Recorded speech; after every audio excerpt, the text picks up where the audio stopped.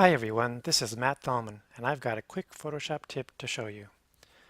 What I'd like to do with this image is to make a selection of the sky, to make some adjustments to it. But the sky gets a little bit complicated when you're getting into the tree here with all the, just so much detail there. And so, there are ways to do this with like the quick selection tool and select and mask where you brush in and refine the edges and everything. But that can be kind of a time-consuming task. And what I'd like to do is have a way to do this kind of a quick and dirty way, but not so dirty, but still effective. And so what I'm going to do is make use of luminosity masks. And I'm going to be using the TK Actions panel to do that. Now the TK Actions panel is a great resource to have, and so I would highly recommend it. I have a link to download it on the video description. So what I'm going to do, first of all, is just to kind of start things off with doing the composite button, which is just the RGB channel that it's using. And so here you can see what that mask looks like. And I think I can get a little bit better of a mask right to start off with. And so I'm going to go with the blue channel instead, because the sky is mostly blue and everything else is a lot darker. You can see here when I do that. So I'm going to start with that. And I'm going to push the auto button to do an auto levels. And that's just basically expanding everything so that it encompasses tonal values from white to black, and it stretches everything out there. And that does a really good job there. And now I'm going to be making use of the brush to continue to refine the mask here and fill that all in.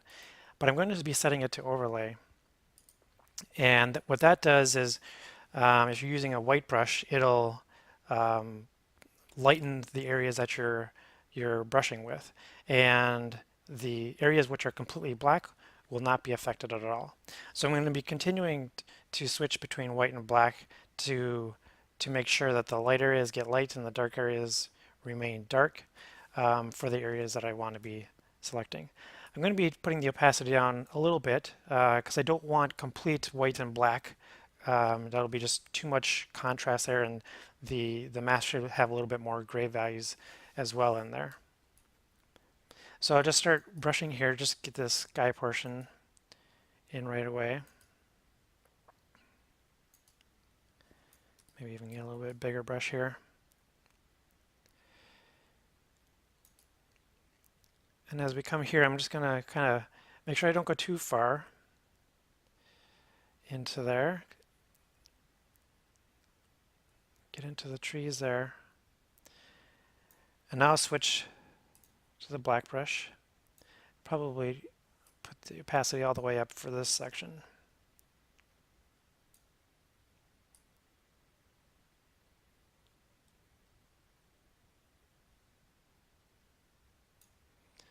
And I'll bring it back down. So it's just kind of alternating between white and black to make sure that I don't go too far into these areas that I don't want into the trees, basically. And go back to the white brush.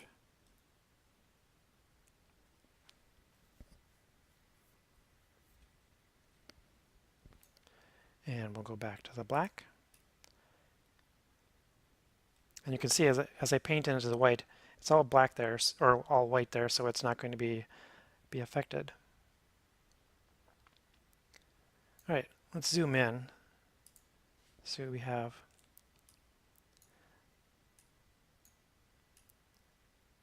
Yeah, so pretty decent. I just wanted something quick and effective, but didn't take a lot of time to make. Might over here a little bit, get these.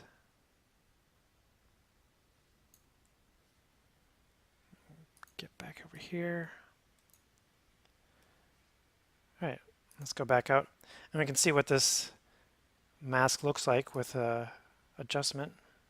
So we go with the levels and we'll darken it up here. Set this to multiply.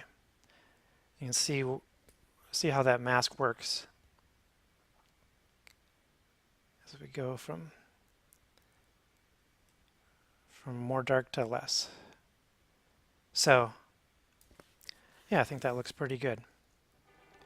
I hope you found this tip helpful. Please leave some comments and let me know what you think. You can follow me on Facebook, Instagram, or Twitter. Be sure to check out future videos by subscribing to my YouTube channel.